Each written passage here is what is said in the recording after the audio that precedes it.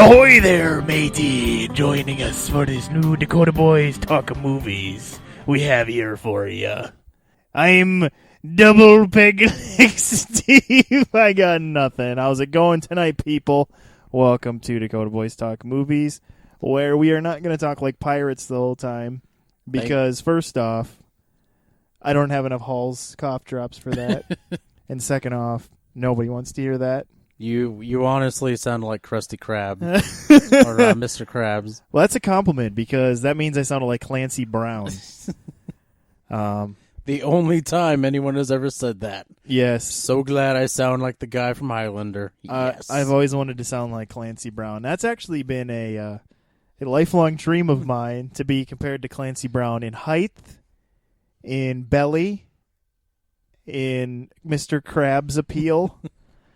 So, and he was also that, what was he in? He was like the prison guard in Shawshank. And everybody wants to be part of that movie. It's like the #1 rated movie on IMDb. So there you go. Yeah. Clancy Brown. We are not talking about Clancy Brown tonight. There's a guy who should have been in one of the movies we were talking about, though. He should have been in these movies. Tonight we are talking about Pirates movies, but not just any Pirates movies. The Pirates of the Caribbean movies that Disney put out starting in 2003, I believe was the first one. Dakota, did you see the first Pirates of the Caribbean in theaters? I actually did not. How dare you? How about you just leave? Okay, just I will. Get out of here. You really didn't, though? Everybody did. No, that was another time, sir, when you waited until it came out on VHS, and then you plopped down $3.50 for that VHS. And then you stuck it in, and you're like, please work tracking. No, I had one of the sweet VCRs. I hope I got it before somebody else trashed it in their VCR. Yeah, that was around the time the VHS was entering the final phases of its life. I'm going to go break the arm of the last person who had this. They didn't rewind the tape. Yeah. 2003, 2004, somewhere in there is when they really weren't putting those out anymore. Or that was like the end of it. So I bought my first DVD. We are just all over the place. I bought my first DVD 2002. Remember that. When did you buy your first DVD, Dakota? I think it was 2004 because I had just gotten my income tax back. And I was like, I can afford to buy so much movies and video games. You're like, woo, going to Sam Goody. My mom was like, you better buy shoes and pants. I was like, yes, Mom. That's your job, parent. I'm buying movies. I was like, I'll buy some shoes. Then you go down. Let's just clear the air. How many pairs of shoes do you think a person should have? Like a normal male adult? 2. 2. Unless you have a job that requires work boots, then 3 is acceptable. Okay, yeah. I find 3 pretty acceptable. Yes. Why would you bring this up, Stephen? Just curious. Just thought we'd clear the air. Yes, but yeah, 2002 I bought my first DVD. Is Behind Enemy Lines. Oh, wow. Yep. With Gene Hackman and Owen Wilson. The immortal Owen Wilson. Yeah, that movie could have been better if Owen Wilson weren't wearing so much cakey makeup. He's like noticeably in a lot of makeup in that movie. What was your first DVD? I actually don't remember. Oh, I remember what it was now. Dawn of the Dead. The original one. The original. Yeah. Okay, I thought because I know in like 2004 was when that Zack Snyder one. I think they put it out like a year. They did an anniversary one, and I think it was the year before that came out, and it came with like a cool. At the time, what I thought was a cool, the box that slides over it. Yeah, and I was like, that's sweet. Slip cover. Yes, the slip cover. That's hilarious. Your first DVD would be the original Dawn of the Dead. Well, technically, I bought like 3 DVDs at the same time. That was the first one that got scanned. Wow, that's really specific. So what were the other 2? Reservoir Dogs and... Oh, boy. How old were you? I was 19 at the time. Oh, okay. I think it was Desperado? Maybe? That's awesome. Was it seriously Desperado? That's awesome. I think it was. Because I Yeah. lost it shortly after that. I mean, that was like, oddly enough, in my hometown, there was like, there's those movies everyone's seen and loved. Yeah. Desperado, The Road Warrior. Yeah. So if someone just saw like a copy of one of those movies laying around, it would disappear. Yes. And then they'd hoard it until somebody stole it from them. So who knows really what happened to that? Yeah. Yeah, that's interesting. But we'll have to, we spent a lot of time on that, but we'll have to do like maybe some like DVD purchasing episode. That might be interesting. So anyway, moving on to Pirates of the Caribbean, which, like I said, the first one to come out in 2003, I did see it in theaters, and it was actually kind of on a whim. I remember seeing the early teaser for it where it was like, I think it did the Yo-Ho tune, and then you saw like a skeleton foot like step down into like the water, and it was like, whoa, that's kind of cool looking. Kind of had like a Jason and the Argonauts feel, seeing a skeleton walking by or something. Well, you just saw the foot leg.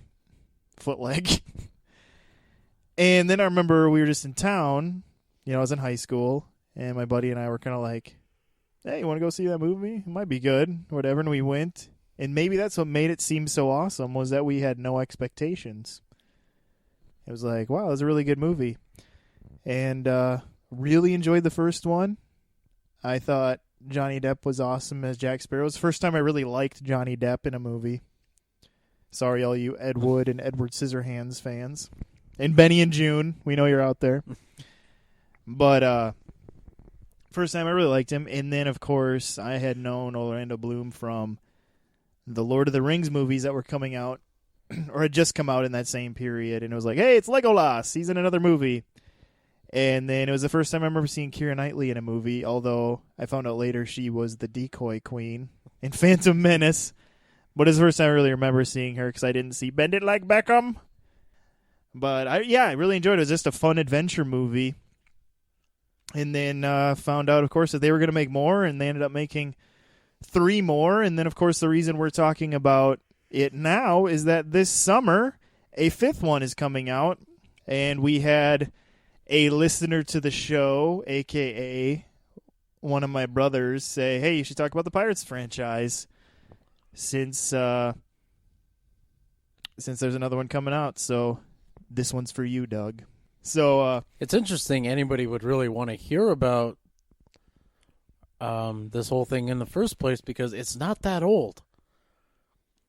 I mean, if you were old enough to go see it in theaters, I mean, you can obviously just recall, which wasn't that long ago, like the whole history of like Pirates of the Caribbean movies, Yeah. At the same time, though, it can be considered, I mean, it's not Star Wars where it has this franchise longevity that goes 40 years, but for a modern movie, it does have some legs. For a modern franchise, it's got some pretty good legs for it because they keep making money. Even though the 4th one I don't think did quite as well, it still made money and was still, a hit, even if more modest than the last one. I think in today's world where people just kind of want to jump onto the next thing, even though there is a certain sense of nostalgia, I think we're also seeing that there is some draw. Because what happened? We got the trailer for this new one, and everybody goes, hey, this looks like it could be a step in the right direction. That trailer looked pretty good. I mean, isn't that what did you think when you saw the trailer for this new one? I'm going to be honest with you. I kind of just went, because the trailer for the 4th one looked pretty cool. It's like, whoa, mermaids, and they're attacking people and killing people. I wonder how that's going to go. That's pretty dark. And Yeah. I always found mermaids just kind of like Lame? no, like if they were real, they'd be like horrifying creatures, and you wouldn't want anything to do with them. At the same time, a guy falls in love with a mermaid in the fourth one. So, but that movie honestly just had too many problems to really kind of like it. Yeah. Oh, yeah. The fourth one was the most problematic. Yeah, and it's odd because the two quote unquote the two main people, I never really liked. Legolas's character. Oh, Orlando Bloom. Yeah, Orlando Bloom's character and his love Will interest. Turner. Yeah, I can never remember what his name was. First name, last name is pretty easy to remember. I don't know why, but I just never cared for them because they kind of slowed the movie down. Yeah, I can see that in one sense. Well, it's hard because what it was being the big swashbuckling adventure story with goofy humor, but then I know what you mean. Then all of a sudden it would jump to like some little sweet romantic thing with them. Yeah, to be fair, I never really bought them as like being in love with each other. Yeah, it almost like you almost felt like there was more of a connection between Elizabeth Swann and Jack Sparrow. Yeah. But I think that is more Orlando. Yeah, I mean that's just Orlando Bloom's fault. He's just not a very good leading man. Seriously, what has he been in where he's been a leading man outside of Pirates? Not he really. Was pretty good in Troy. Yeah, I mean exactly. He was the weak spot in Troy too, and that movie starred Eric Bana. Oh my god, who isn't a very good leading man either. So, I mean, there you go. So, but yeah, okay.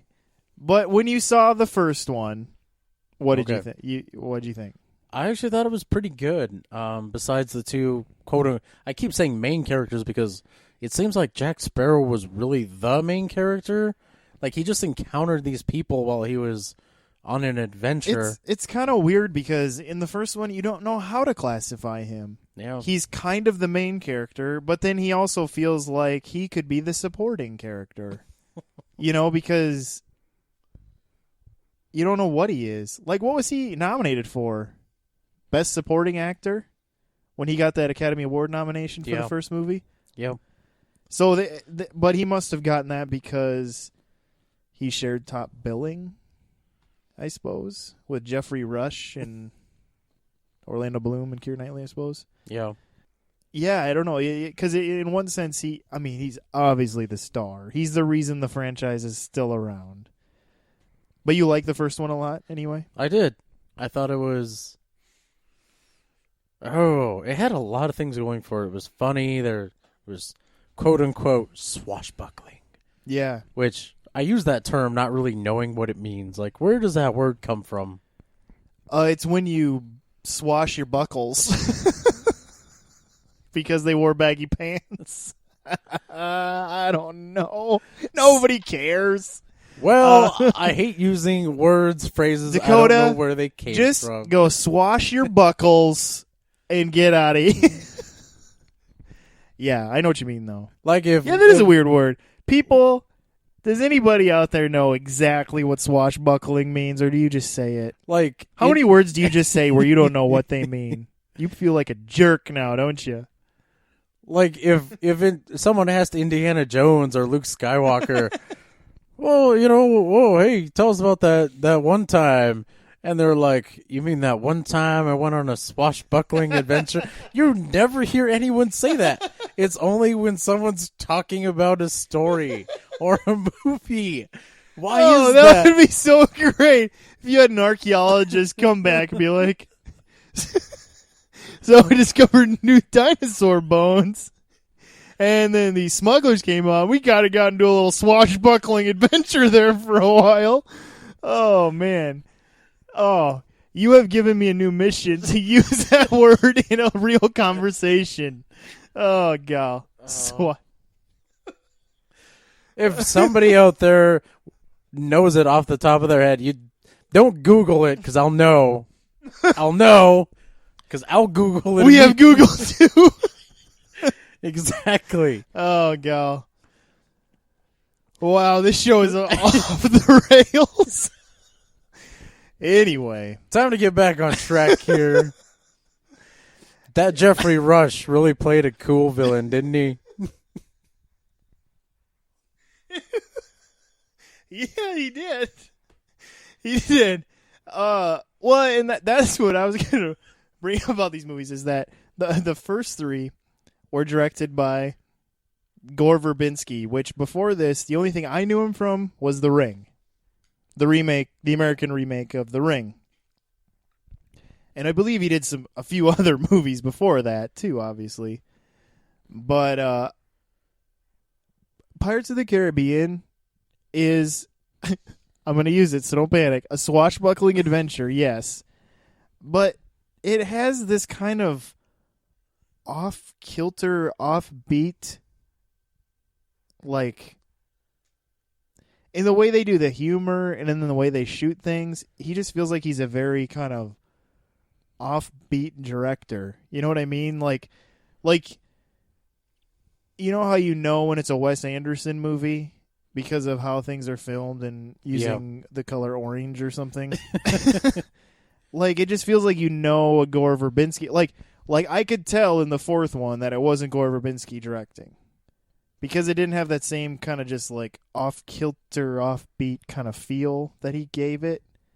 I don't know, you know what I mean? Yeah, the humor was just kind of different and all that type of things.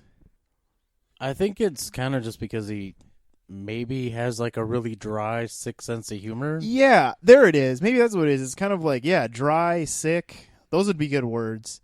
I remember it really, I always thought the first one was a little offbeat and just the way they did things, but it's like, well, it is skeleton people. But I really noticed it when the second one came around. When we went to the second one, and there was that whole tribal thing, and the whole scene with Jack Sparrow being like the leader of this tribe or something. And I remember he was wearing a necklace of toes and had like eyes on his eyelids, and all this weird stuff. But then I remember like, they filmed the shot, and he was in the movie where he like starts like biting one of the toenails of his toe necklace. Do you remember this? Yes. And I remember thinking like, this is even more offbeat and just weird even than the first one. And that's what I felt like happened. It was like, it reminded me of like like Tim Burton when he did the first Batman, and it was a hit, which is what happened with Pirates of the Caribbean. Yeah. Obviously.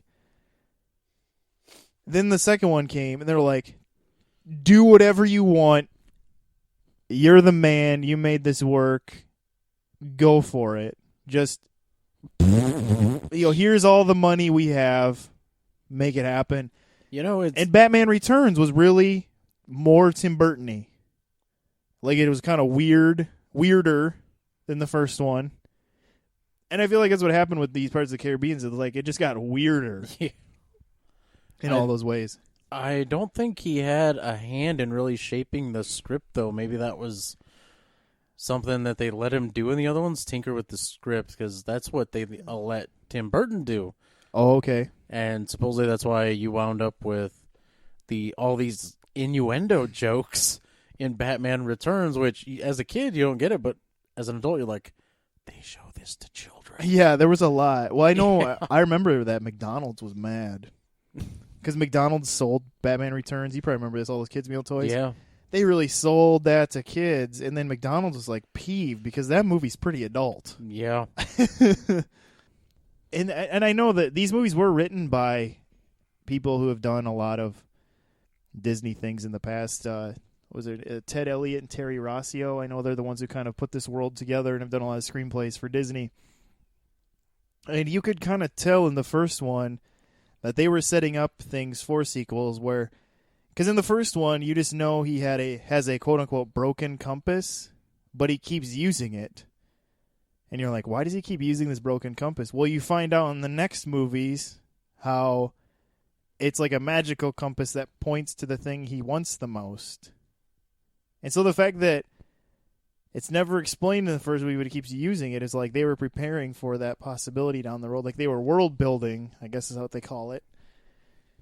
And yeah, but like I said, we both for the most part seem to like the first one a lot.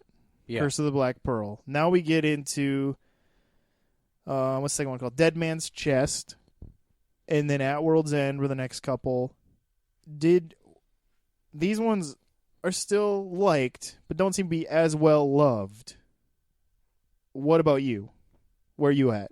We'll stick with his first trilogy before we get to the fourth one.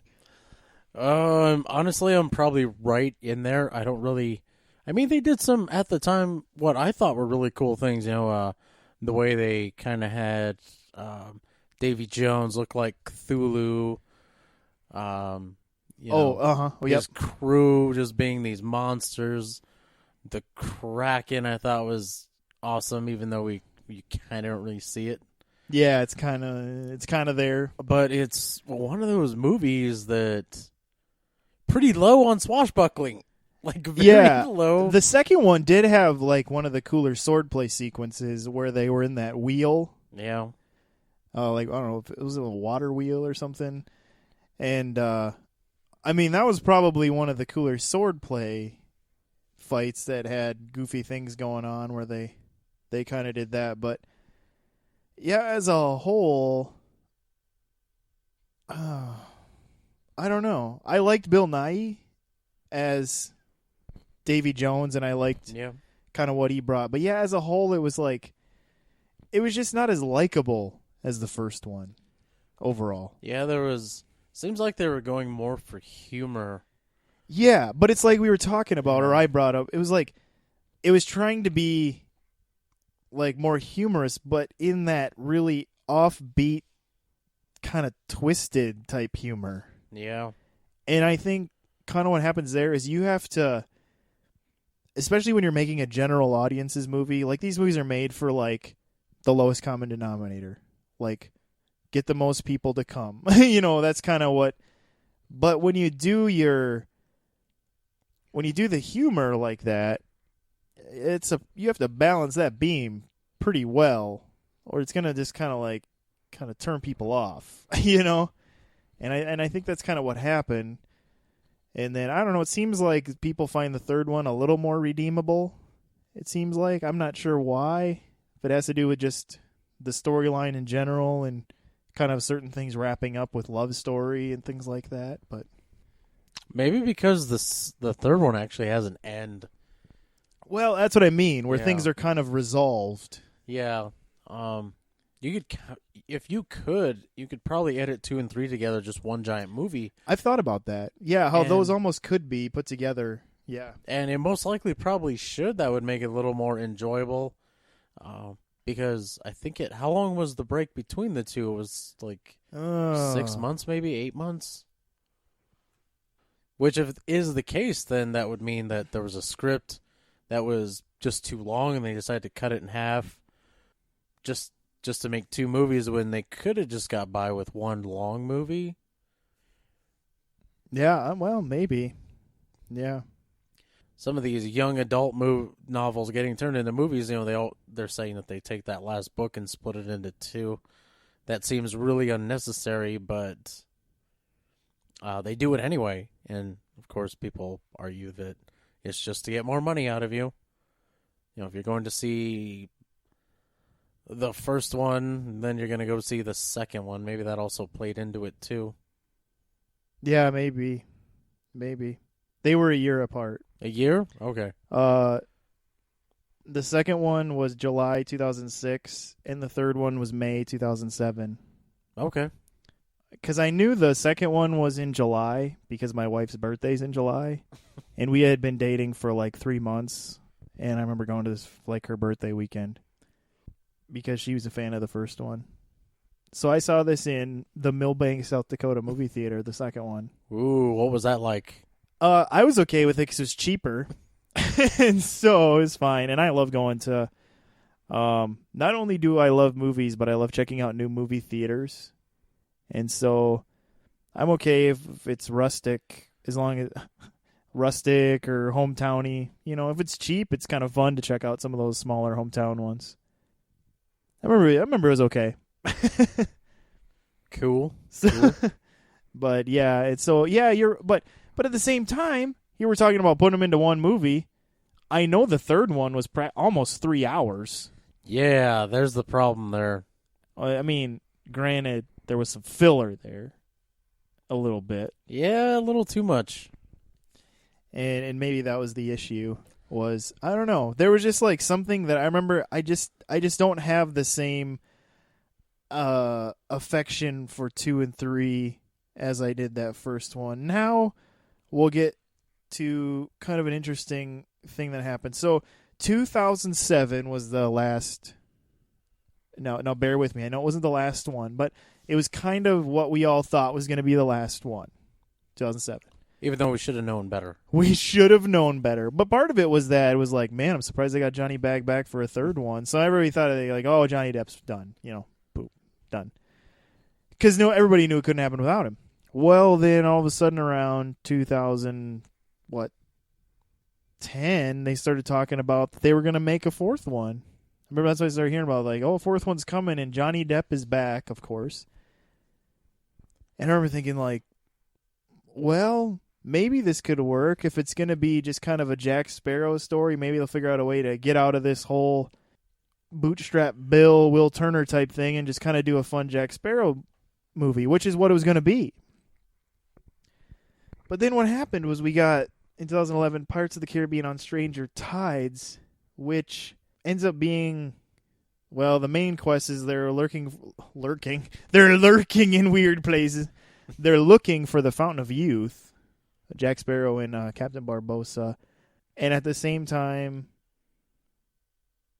there's a new pirate introduced, Blackbeard, played by help me, Dakota.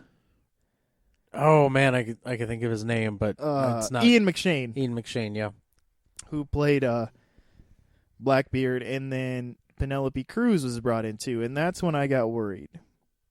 Was when Penelope Cruz was brought on, because I'm sorry for any of you who like Penelope Cruz, although I can't imagine there's too many of you. I just am not a fan of hers. I'm just not a fan of Penelope Cruz. She's honestly one of those actresses where it boggles your mind as to how she became so popular. Well, and maybe, to be fair, I haven't seen many of her foreign movies that she does, and maybe those are better. But any of the American ones I've seen her in, oof, I can't. I'm trying to think of one she's in that I like. All I'm remembering right now is Vanilla Sky, which you love. Oh, which you love. No. Yeah, I just can't. I can't think of anything. Yep, I got nothing. And so, I mean, that kind of was like, okay, well, maybe. I'm trying to think of other movies she's been in, and I'm just drawing a blank here besides Vanilla Sky. I mean, what was that one weird Halle Berry movie, Gothica? Do you remember that one? No, I remember singing, I just don't remember her. And then, I remember a movie she was in that I liked, but I didn't like it because of her. Sahara. But everybody else seems to hate that movie. And Clive Koosler's like, you're not making any more of my books into movies because I hated that. But I thought Sahara was okay. I don't know. But on Stranger Tides, I was actually... And that's the last one we have before this one, is one that just left a really bad taste in my mouth overall. And they threw in another weird love story. Yeah, because that was the other thing too. Is like I thought it was just gonna be like his Jack Sparrow movie, and then they still had to figure out a way to get in like some sort of Will Turner-y thing, but without Will Turner. And I don't know. Yeah, the whole part, honestly, with Penelope Cruz was really unnecessary, and with an actor like Ian McShane playing a pirate, you think it's gonna be, you think he's gonna ratchet up his character from Deadwood like 2 and 11. Yeah, and this one also brought in a new director. It had Rob Marshall, who was mostly known for musicals before this. Well, I mean, those were the things that were most famous on his resume. Like, he did Chicago. Maybe this movie would have worked in musical form. Yeah. We've all heard Johnny Depp sing in Sweeney Todd. I don't know if that would work too. And then do you really want to hear Penelope Cruz and Ian McShane try to sing? I feel like Ian McShane would do like a Willie Nelson, like kind of like the drunk. Well, that's cowboy true. thing. Maybe he could pull it off. Although, isn't he like British or something? A drunk British cowboy, I guess. Yeah, he's like British, I think, but maybe he could do it. Australian, maybe? I don't know. Irish? He was born in Lancashire, England. Oh, he's English. He's 74. What? Wow. Those lines on his face aren't for nothing. I thought the guy was just fond of whiskey and cigars and getting punched in the face. Yep. Apparently he's also old. So anyway, yeah, and so here we go. We're coming into our fifth one. Now, Dakota, you've seen the trailer for the new one, right? We have Javier Bardem. Bardem? That's what I said, Okay. but not really. As our new villain. There was also a tease flash on the screen of Will Turner being back in barnacle face form like his father before him, because he was, after the third one, was cursed to stay on Davy Jones' ship. And there's also rumors that he could be a villain in this new one. I don't know if that's true. That's just rumors. You don't get that from the trailer. Obviously, Javier Bardem seems like he's going to be the villain of the movie. But after seeing the trailer for the new one, Dakota, do you feel like the bad taste in your mouth that this franchise has gone, of how this franchise has gone, could be sweetened or freshened by this new one? Oh, I don't want to say yes. I really don't. I don't know why either. I mean, who's directing this one? It's kind of newbie onto the American scene. And yeah, let's see, here we go. It's Joaquin Roning, but there's like that slash through the O, so I don't know if you say it differently. Oh, he's Scandinavian. So he's like Scandinavian, but then there's two directors. They must both be Scandinavian. It's Joaquin Roning, I'm probably slaughtering their names, and Espen Sandberg. What have they done before this? Like I said, I think they're kind of new on the scene for American cinema, but they did Kon-Tiki in 2012, which I remember hearing of. But the movie I had heard of that I actually saw that they did, which I didn't realize this till the other day, was a Scandinavian movie called Max Manus, Man of War, and it's about the guys who were saboteurs to the Nazis who were invading. I'm trying to remember which country it was. Sweden, maybe? Or no, sorry, Sweden. Norway. I think it was Norway. And I remember that was a pretty good movie. And then they did a movie with Penelope Cruz in 2006 called Banditas. That was a really low-rated movie with Salma Hayek. And oh, I remember that one. I haven't seen it, but I heard of it. It says it's wild, sexy, and action-packed. But I don't think a critic said that. I think they just threw that on the box. But anyway, we also have Jeffrey Rush back in this new one as Captain Barbossa once again. You know, and it'll come out Memorial Day weekend. I like the character of Captain Barbossa. Some of the other background characters I like, but I feel like they've overstayed their welcome. Like, is this going to be a franchise where you go on these adventures and the same people are always around? Like, is that how adventuring works? Yeah, it does. That's kind of the issue. Are these characters we want to spend more time with? You know, and here in this one, it's like another adventure similar to last. They're going to search for the Trident of Poseidon, and so here we are. You know, but this isn't Indiana Jones. This isn't a character that we're not. I mean, there's people that are attached to this character, but not in that way where it's like, are we really that excited for more of these? Ooh, well, the problem with it is, I mean, you have one movie that's good in this whole lineup. Indiana Jones, I mean, has three of them. Two that are perfect, one that's good. Two that are loved. Yes. And a third one that I would say is majority still liked. And then a fourth one that certain diehards will try to defend. That's basically what you have there, which is a pretty good batting average. I think it averages out to an A. I think it does. I think it really does, just because three of them you could say, well, two are A's, and one is pretty darn close, because I still like Temple of Doom. Yeah, it's a B+ movie. Quite a bit. And Kingdom of the Crystal Skull has a few things that work, and then the rest is kind of should have just not.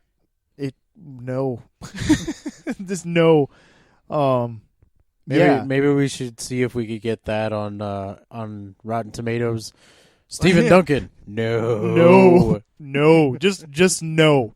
But you're right. When you look at the batting average for Pirates of the Caribbean, it has a good batting average when you're talking about box office, because I believe the second and third one are both still in the top 20, if not the first three of all times.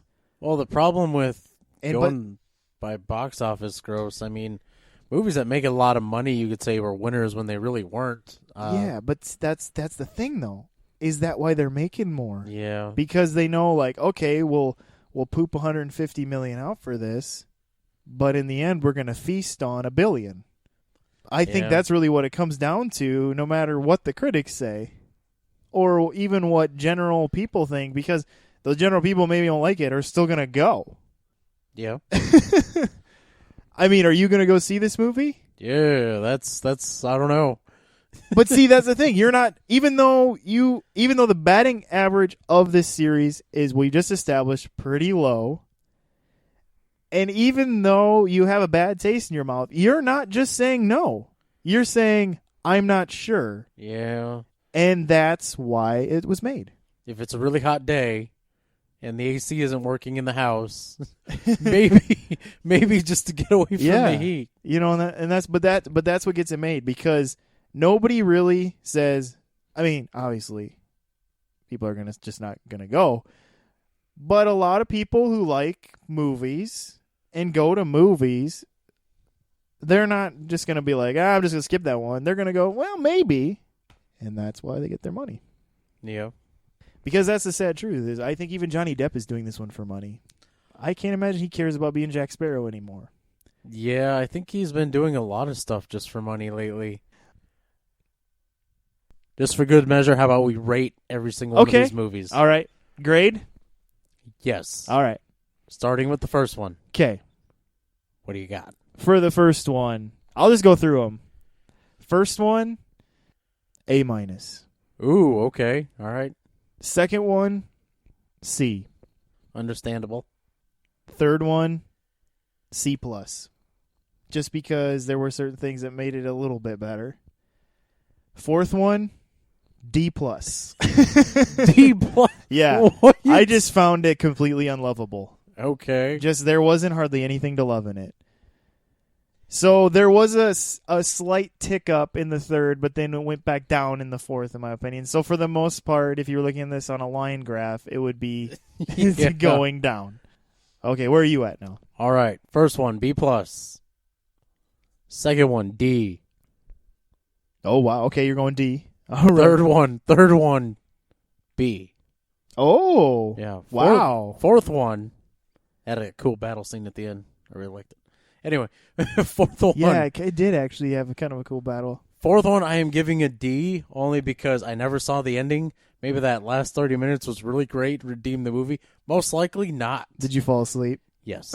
All 3 times. All 3 times. Yeah. And the truth shall set you free. So I'm giving it a D based just because maybe that 30 minutes made up for the rest of the movie. Can I just throw in here and say it didn't? Well, I don't know that. But I'm telling you it didn't. Okay, all right. No, but I understand though. You gotta. So that's why it's at a D. I guess I should give the B. No, I'm sticking by myself. You gotta. I'm keeping the second one a D. There it is. Stick with your, I don't know, emotions. All right. So I think that means these movies average out to a C. Yeah. Mine might average out to a high C or a low B or something because of that A-. I don't know. I'm not a math whiz or anything. But yeah, it ends because of them making more after the first one, it ends up bringing it to a very middling franchise in terms of quality. And so there it is. We'll see what happens. I don't know. Trailers are a fickle thing. I've seen bad trailers for good movies, and I've seen amazing trailers for terrible movies. Yeah. And so trailers are just a fickle thing. So we can only sit here and go, I don't know if I'll see it, when we'll probably see it anyway. Or, I don't know, maybe we'll actually be strong enough to not see it. Or maybe we'll just see it to see it. I guess it really does depend. We'll see what happens. On what else comes out. Well, it is May. May's busy with enough other good movies where it's hard to say. Maybe, what else comes out in May? Spider-Man? Nope. Spider-Man's July. I'm thinking Guardians of the Galaxy. Yeah, Guardians, and I don't know. Maybe Guardians will be great. You'll just want to see it 3 times. I'm hoping. But with that, we'll wrap this up. We hope you had a swashbucklingly good time listening to us adventure and traverse our way all over the Caribbean of topics. And thank you for joining us. Also remember to subscribe to us on iTunes, on YouTube, one of those places. Those subscriptions just mean a lot to us. It is kind of fuel for the fire to keep us putting these out there. And obviously you listening does that too, but the subscription just means a whole lot more. It's kind of an investment. And then, you can also, this episode kind of came to be because someone communicated with us. And so we hope you'll do that. You'll give us some suggestions, some comments, critiques, anything like that. But chime in on those places. We're on Facebook and Twitter. Dakota Boys Talk Movies. Just look for that. And so thanks for listening to this episode. This is Steven. And this is Dakota. We'll see you later.